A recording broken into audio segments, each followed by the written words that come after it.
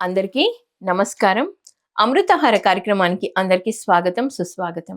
ఈ కార్యక్రమంలో ఈరోజు మనతో పాటు ఉన్నారు విజయనగరం నుండి సీనియర్ పిరమిడ్ మాస్టర్ వాసు గారు. నమస్తే సార్. నమస్కారం. సార్, అమృతాహారం గురించి తెలుసుకునే ముందు మీ ధ్యాన పరిచయం. ఇదివరకే చెప్పినట్టు నేను 2010 నుంచి ధ్యానం చేస్తున్నాను.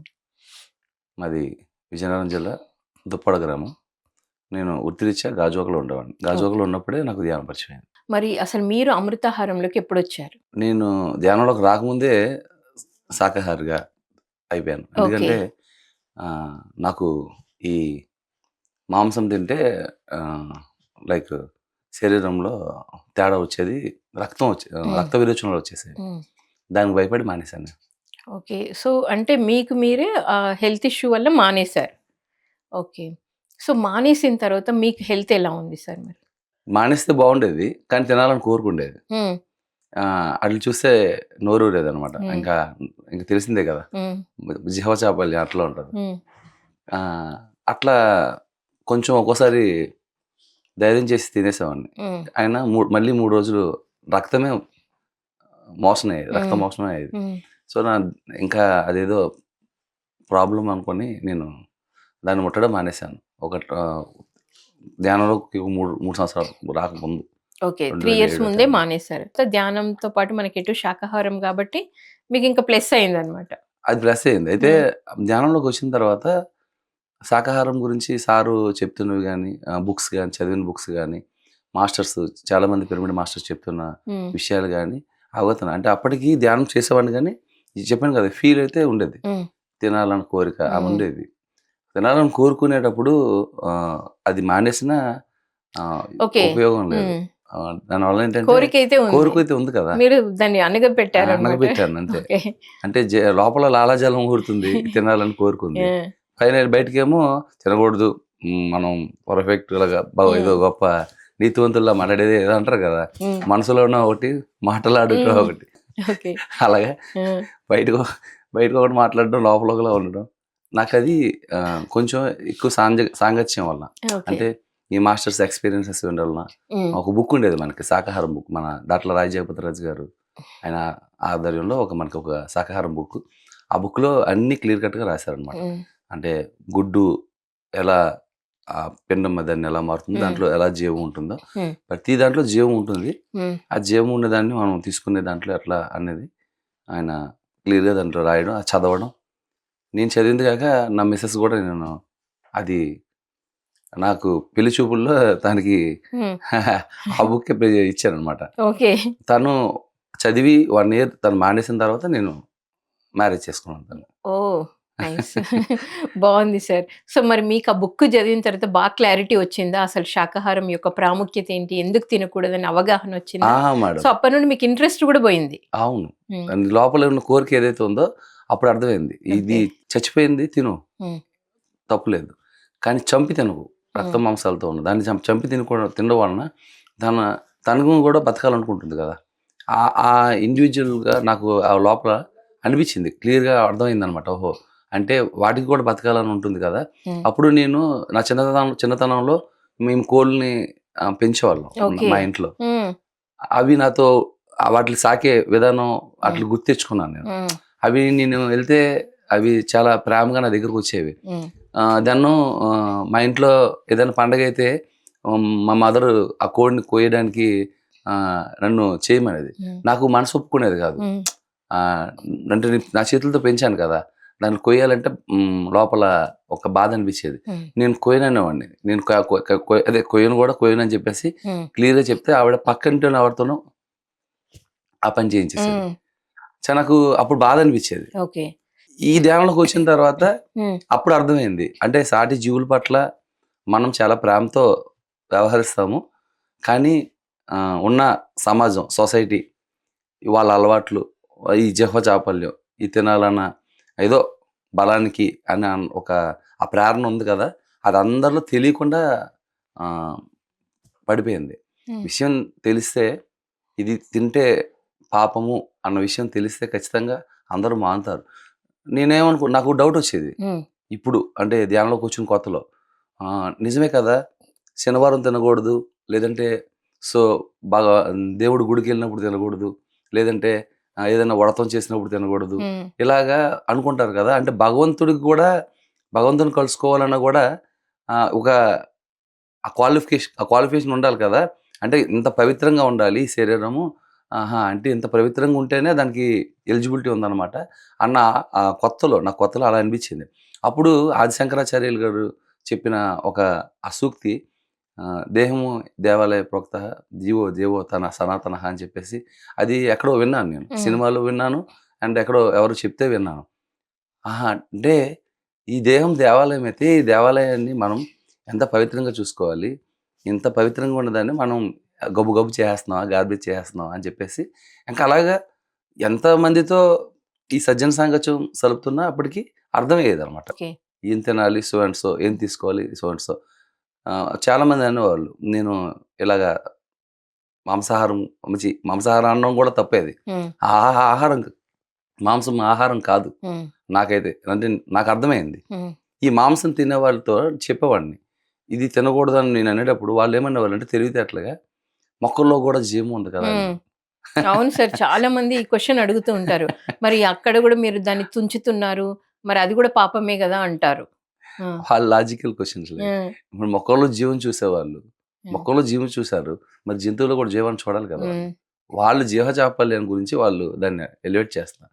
అయితే తెలియక వాళ్ళు ఎడ్యుకేట్ కాలేదు ఇంకా ఆ విషయంలో. ఇంకా వాళ్ళకి ఇంకా ఏ కర్మలున్నాయో. హ్మ్. కానీ నేనైతే చెప్తా. నా వరకు వచ్చి వాళ్ళు అడిగితే చెప్తా. హ్మ్. అడగకుండా అయితే నేను చెప్పా. ఏదైనా ఎవరైనా సత్సంగానికి పిలిచి హ్మ్. విషయం చెప్పమంటే చెప్తా. ఎందుకంటే అది నా ధర్మం. ఎందుకంటే నేను తెలుసుకున్నాను కాబట్టి నేను హ్మ్. బాగున్నాను. నేను బాగున్నాను కాబట్టి మిగతా వాళ్ళు కూడా బాగుండాలి. అలా బాగుండాలి అంటే ఈ సృష్టి యావత్తు బాగుండాలంటే ఈ భూమి మీద జీవహింస అనేది జరగకూడదు. ఎందుకంటే వాటిలో గాస్ ఉంటుంది. హ్మ్. అవి ఆర్తనాదాలు చేస్తాయి. మనం ఆత్మ అంటాము, దేవుడు అంటాము, ఇంకా రకరకాల పేర్లు పెట్టి ఈ సృష్టి యావత్తుని పిలుస్తా ఉన్నాం. హ్మ్. కనిపించిన డివైన్ ఎనర్జీని. హ్మ్. అవునా కదా! అవును. మరి అలాంటప్పుడు ఈ ఎనర్జీని మనం ఎలా డైల్యూట్ చేసేయగలం? దాన్ని మనం ఎప్పుడు కూడా పవిత్రంగా తీసుకోవాలి. హ్మ్. అలా పవిత్రమైన ఆహారాన్ని తీసుకోవడమే అయితే ఇప్పుడు మీరు భలే సందర్భం వచ్చింది మనం కలుసుకునేటప్పుడు. ఈ అమృతాహారం అన్న ఆ ఆ వర్డే బావుంది. పత్రి గారు అందరికి వడ్డించిన తర్వాత ఇంత అన్నము, ఇంత కూర, ఇంత ఏదైనా ఉంటే ఇంకొంచెం కొంచెం యేసుకొని అవును. చాలా ఆహ్, తృప్తిగా తినేవాళ్ళు. హ్మ్. ఎక్కడ తొందరపడి నాకొకసారి అనంతపూర్ ఎళ్ళాం. హ్మ్. పత్రి గారిని కలవడానికని. ఆయనకి ఏదో ఇన్వైట్ చేయడానికని చెప్పేసి ఎళ్తే, రాత్రి 1 గంటప్పుడు ఎళ్ళాం. హ్మ్.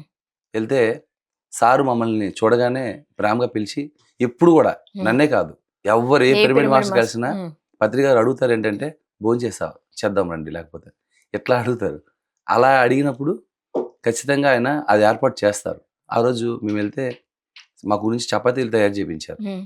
కర్రీస్ అప్పుడు 1 గంట ఆ టైంలో చపాతీలు, కర్రీ చేయించి తీసుకొచ్చి పెడితే, మేము ప్లేట్లు తీసుకున్న తర్వాత మేము తినమన్నాం. హ్మ్. "తినండోయ్" అన్నారు. అంటే సరే తీసుకొని తింటూ ఉంటే నేను చాలా స్పీడ్‌గా దాన్ని తినేస్తున్నారు. తినేస్తున్నాను. హ్మ్. సారు ఇలా చూసి అన్నారు. హ్మ్. అనగానే నాకు అర్థమైపోయిందా మరి సార్ మీకు? ఒక్క క్షణం హ్మ్. ఆగాననమాట. హ్మ్. అంటే ఆయన ఏం చెప్తున్నారు అని. అప్పుడు లాక్‌డౌన్. అప్పుడు నెమ్మదిగా దాన్ని ఎంజాయ్ చేస్తూ దాన్ని టేస్ట్‌ని ఫీల్ అవ్వడం హ్మ్. స్టార్ట్ అయిందనమాట. ఓకే. ఆ రోజు నాకు ఆ ఫుడ్ తీసుకునే విధానం మీద ఆ ఫీల్ అన్నది ఒక స్టార్ట్ అవగాహన అయింది. వచ్చింది. అసలు ఎలా తినాలి? శాకాహార భోజనమైనా కూడా ఎలా తినాలి? ఎలా తింటే మన సోల్‌కి హ్యాపీ వస్తుంది అనేది మీకు అర్థమైంది అన్నమాట.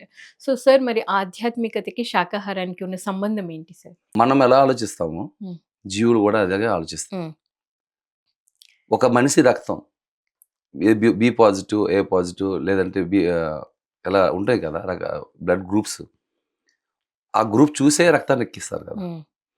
అర్థమైంది కదా మీకు. హ్మ్. ఆ రక్తం సెట్ అయితేనే ఎక్కిస్తున్నారు. లేకపోతే ఎక్కించరు. కదా! మరి ఏదో ఏ బ్లడ్ గ్రూపో తెలీదు. అది ఏం తింటుందో తెలీదు. అది ఎలా అనుకుంటుందో తెలీదు. ఏం ఆలోచిస్తుందో తెలీదు. దాని జీవన మనుగడంతా తన ప్రపంచంలో ఉంటుంది. ఆ జంతు ప్రపంచం సంబంధించి తన ప్రపంచంలో ఉంటుంది. హ్మ్. తనేమి బతకాలనో ఏవో ఆలోచన ఉంటది. హ్మ్. ఏ జీవి కూడా నన్ను చంపుకొని తినండి అని చెప్పి వచ్చి మన ముందు వచ్చి ఉండదు. హ్మ్. మరి అలాంటి తన జీవనాన్ని తను గడుపుతున్న దాన్ని మనం తీసుకొచ్చి తింటే, హ్మ్. లోపలేస్తే అది భయంతో చనిపోతుంది ఖచ్చితంగా. ఆ చనిపోయిన దాన్ని మీరు చూస్తే చాలా దారుణంగా ఉంటాయి. ఈ పాలిటిక్స్‌కెళ్ళినా, ఈ పెంచే కోళ్ళ పెంపకం దగ్గరికెళ్తే చాలా నరకం. అవి చాలా దారుణంగా దారాతి దారుణమైన పరిస్థితుల్లో అవి దాన్ని పెంచుతారు. ఇది తీసుకునే లోపలే ఇది సైంటిఫిక్‌గా నేను చెప్పేది కాదు. హ్మ్. ఇది సైంటిఫిక్‌గా ఉన్నదే. తీసుకున్న ఏదైతే ఉందో మాంసం లోపలికెళ్ళిన తర్వాత అరగడానికి చాలా టైం పడుతుంది. ఓకే. ఇప్పుడు ఇరిటేషన్ ఉంటుంది. హ్మ్. ఆహారం ఉంటుంది కదా! హ్మ్. భగవద్గీతలో కూడా ఉంది. యుక్తాహార విహారస్య యుక్తశ్చేష్టస్థ కర్మసు ఉంది కదా! హ్మ్. యుక్త స్వప్నోవబోధస్య యోగో భవతి దుఃఖః. క్లియర్. ఆహారం తీసుకునే ఆహారం క్లియర్‌గా ఉండాలి. ఏదైతే ఉందో కొంచెం మితంగా తీసుకోవాలి. యుక్తమైన ఆహారం తీసుకోవాలి. ఏ ఆహారం తీసుకోవాలి? ఎటువంటి ఆహారం తీసుకోవాలి? తీసుకునే ఆహారం పట్ల మనిషికి మినిమమ్ కామన్ సెన్స్ అదే ఆ ఇంకిత జ్ఞానం ఉండాలి. ఒకప్పుడు ఓకే. ఎడ్యుకేట్ అవ్వలేదు. అప్పటికేంటంటే మనం ఆది మానవులుగా ఉన్నాం. పక్క జంతువులు చూసి నేర్చుకున్నాం. ఇప్పుడు మనం వేరే సృష్టిని సృష్టిస్తున్నాం. వేరే సృష్టిని సృష్టించగలం. హ్మ్. అంత కేపబిలిటీ, అంత నాలెడ్జ్, అంత డివైన్ పవర్ మనోల్లో ఉంది. కాబట్టి పక్క జంతువుల్ని చంపుకు తినడం ఏమాత్రం సబబు కాదు. ఇది ఆధ్యాత్మిక ఎదుగుదలకి చాలా అడ్డుపడుతుంది. ఎందుకంటే మనం చూస్తే వేదాలు, పురాణాలు, ఇతిహాసాలు ఏవైనా మనం విన్నా సరే, ఏ భగవంతుడు ఆటిని సేవించినట్లు గాని, వాటిల పట్ల క్రూరంగా ప్రవర్తించినట్లు గాని నేనెక్కడా వినలేదు, చూడలేదు. చూపించబడలేదు గూడా. ఒకవేళ అలా జరిగితే అది రాక్షసత్వమే అనిపిస్తుంది గానీ, మానవత్వం మానవత్వం అనిపించి. అనిపించదు. మాధవత్వం గూడా అనిపించదు.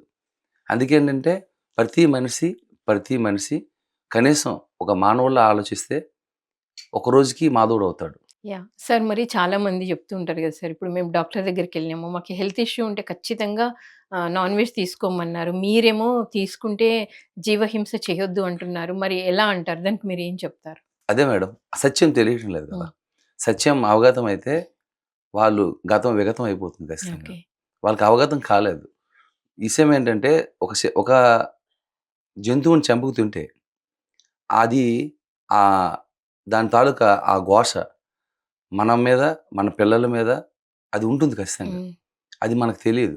ఇప్పుడు వాస్తవానికి ఇప్పుడు మీకు మనం ఈ మధ్య కాలంలో చాలా చూస్తున్నాం. హ్మ్. అనేక రకాలు చిన్న చిన్న పిల్లలప్పుడే వాళ్ళు మెచ్యూర్ అయిపోవడం, లేదంటే హార్మోన్స్ ఇన్‌బాలెన్స్‌డ్‌గా రకరకాల రోగాలు రావటం, రకరకాలుగా మనుషుల్లో రకరకాల ప్రవర్తనలు రావటం, ఫీలింగ్స్ గాని అన్నీ రకరకాలుగా వస్తున్నాయి కదా!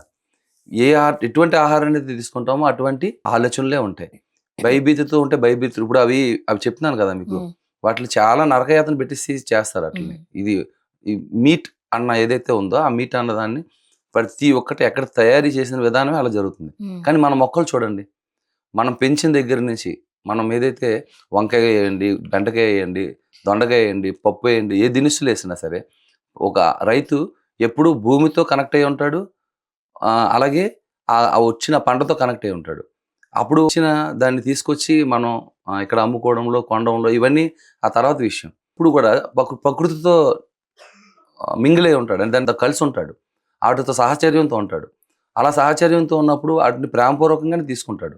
నిజంగా చెప్పాలంటే ఒక రైతు నిజంగా స్పిరిచువాలిటీని అర్థం చేసుకొని ధ్యానం చేయడం మొదలుపెడితే, ఆ స్పిరిచువల్ ఫార్మేషన్, ఆధ్యాత్మిక ఫార్మేషన్ జరిగితే రాను రాను కాలంలో ఇప్పుడు ఖచ్చితంగా ఆ రెబెల్ స్టార్ట్ అయింది. ఆ యుగం నేను అనుకుంటున్నాను ఏంటంటే ఇది సత్యయుగ స్థాపన. ఇప్పుడు అది స్టార్ట్ అయింది. పత్రి గారు అనేవాళ్ళు 2025 ఏదైతే శాకాహార జగత్ అని అన్నారో అది అయి తీరుతుంది రానున్న కాలంలో. ఎందుకంటే ఇప్పుడు ఆల్రెడీ ఈ స్పిరిచువల్ ఫార్మింగ్, ఆర్గానిక్ ఫార్మింగ్ అందరూ ఇప్పుడు అవును. ఆర్గానిక్ మీద కదా పడ్డారు యెస్. ఇప్పుడొచ్చేసి. Yes sir. అంటే అయిపోయినట్లే కదా! హ్మ్. సో, అందరికీ తెలుసు మనం తింటుంది విషపూరితమైన ఆహారం, సరికాని ఆహారం. ఆ సరికాని ఆహారాన్ని సరిజేసుకోవాలన్న ఒక ఇదైతే ఉంది. నేను ఇందాక మనం చెప్పుకున్నట్లు ఈ హార్మోన్ ఇంబాలెన్స్ అవ్వడం గాని, ఈవెన్ ఆహారం వ్యవహారాల్లోనే తేడా ఉంది. ఆ ఆహార వ్యవహారం మార్చుకుంటే అందరికీ బావుంటుంది. ఆరోగ్యం ఉంటుంది. బావుంది సార్. కానీ ఇంకా కొంతమంది ఏం చెప్తారంటే, అసలు పూర్వకాలంలో గూడా తినేవాళ్ళు, రాజులు గూడా వేటాడి తినేవాళ్ళు. అసలు ఖచ్చితంగా తినడం అనేది ఉంది కదా! ఇప్పుడు పీఎస్ఎస్ఎం మూవ్‌మెంట్ ఒచ్చి శాకాహారమే ఇంత ఖచ్చితంగా ఇదే తినాలి అని చెప్తున్నారు అంటారు. బావుంది. చెప్పారు. హ్మ్. అప్పట్లో రాజు వేటకి వెళ్ళాలి. ఇది నేను ఎక్కడ చదివింది కాదు, ఉమ్, ఎక్కడో వినేది కూడా కాదు, చూశాను ఈ సినిమాల్లోని. మా నాన్నమ్మ ఈ అమ్మమ్మలు ఎక్కడొక్కడ వింటూ వాళ్ళు మాట్లాడుకుంటుంటే రాజులు వేటకు వెళ్తారు, ఉమ్, ఒక బాణం వేస్తారు, అక్కడ జింక పిల్లని చంపుతారు. ఇట్లా రాజు అన్నవాడు రాజ్యంలో ఉండి ఏం చేసేవాడు? మామూలుగా అయితే మనం చెప్పుకుంటే పక్కన ఒక వేద పండితుని పెట్టుకునేవాడు, ఉమ్, ఒక యోగిని. వేద పండితుడు కాదు, ఒక యోగిని ఉమ్, పెట్టుకునేవాళ్ళు. ఉమ్, ఏ సమయంలోనే సరే వాళ్ళ సలహా మీదే వీళ్ళు చేసేవారు. ఓకే. యుద్ధం వస్తేనే రాజు ఉమ్, తన ప్రమేయాన్ని చూపించేవాడు. లేదంటే ఏ సమస్య అయినా వాళ్ళు చెప్తేనే చేసేవాడు. ఉమ్. అంటే జ్ఞానం ఎవరికి ఉంది? యోగికుందా, రాజుకుందా? యోగికే ఉంది.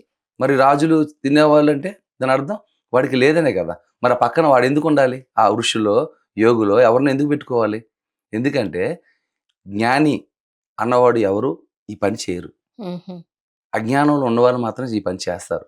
ఖచ్చితంగా ఆ రాజుకి ఆయన అవసరం ఉంది, జ్ఞాని అవసరం ఉంది. ఏ సమయంలో ఏం చేయాలి అన్నది ఆ జ్ఞానికి మాత్రమే తెలుసు. అది యుద్ధమా? కాదా? లేదా అది ఏదైతే మనం ఆ పంచాయతీ చేస్తున్నామో దాని పట్ల సరియైన నిబద్ధతతో మనం వాళ్ళకి న్యాయం చేయగలుగుతున్నామా లేదా? వాళ్ళ సలహా తీసుకొనే చేసేవారు. ఇక వేట అంటారా? వీళ్ళు యుద్ధం చేయాల్సి వచ్చినప్పుడు వాళ్ళ ఆ యుద్ధంలో పాల్గొవాలి కాబట్టి ఏం చేయాలో తెలియక వేటకెళ్ళి వేటలో ఏదో నేర్చుకోవాలి కాబట్టి, గురి తప్పకూడదని నేర్చుకోవాలి కాబట్టి అమాయకమైన ప్రాణుల్ని ఆ సమయంలో చంపేసేవాళ్ళు. ఉహు, నేనైతే చెప్తాను, భీష్మ పితామహుడు చెప్పారని అంటుంటారు. ఉమ్, ఈ రక్త మాంసాలతో కూడుకున్న ఉమ్, ఏదైతే ఆహారం ఉందో ఉమ్, అది మనుషుల్ని రాక్షసులుగా చేస్తదని. అది ఎక్కడో నేను చదివాను. ఎవరో రాస్తే కొటేషన్ కింద రాస్తే. ఉమ్. మరి ఆయన అప్పటి నుంచి కూడా ఉంది కదా మేడం. ఎస్ ఇది సార్. మీద నేను కృష్ణుడు చెప్పింది కూడా ఉమ్, కృష్ణుడు అంటే శ్రీకృష్ణ పరమాత్మ చెప్పింది కూడా విన్నా. ఉమ్, ఏదో ఎక్కడ చూశాను కూడా. ఒకానొక సందర్భంలో ఇంద్రుడికి ఒక గొర్రెని బలి ఇవ్వబోతే ఉమ్, ఆయన వచ్చి అడ్డుపడతాడు ఆ ఉమ్, గోకులంలో. ఉమ్, అడ్డుపడి అమాయకమైన ఆ జీవిని నువ్వు ఎందుకు బలి ఇవ్వాలనుకుంటున్నావంటే, ఉమ్, ఇది దేవీ దేవతలు ఒప్పుకోరు, వాళ్ళు అడిగారు కాబట్టి ఇవ్వాలి, లేకపోతే మనకు వర్షాలు పడవు, ఉమ్, మనకి ఈ కరుణించుడు ఇంద్రుడు, ఉమ్, ఇంద్రదేవుడు కరుణించుడు, వర్షదేవుడు రాడని చెప్పేసి అంటే ఉమ్. దాన్ని పూర్తిగా ఖండిస్తాడు శ్రీకృష్ణ పరమాత్మ. ఓకే. ఏమంటాడంటే, ఏ తల్లి ఉమ్, ఏ పిల్లని ఉమ్, బలి ఇవ్వడానికో ఇవ్వమని కోరుకోవడానికో ఉండదు. ఒకవేళ అలా కోరుకుంటే వాళ్ళు దేవీ దేవతలు కానే కాదు. Wonderful sir. నిజంగా చాలా చక్కటి సమాధానం వచ్చింది. చాలామంది పల్లెటూర్లలో గ్రామ దేవతలకి బలులిస్తూ ఉంటారు సార్. మీ ఆన్సర్ నిజంగా చాలా మందికి ఉపయోగపడతా ఇది ఉంటది. కూడా చాలా భలే మీరు అడిగారు. హ్మ్. దే పల్లెటూరులో ఆ! మా ఊరు చివర పైడితల్లమ్మ, ముత్యాలమ్మ హ్మ్. అలాగా ఊరు చివర అమ్మవార్లు టెంపుల్‌లు ఉండేవన్నమాట. హ్మ్.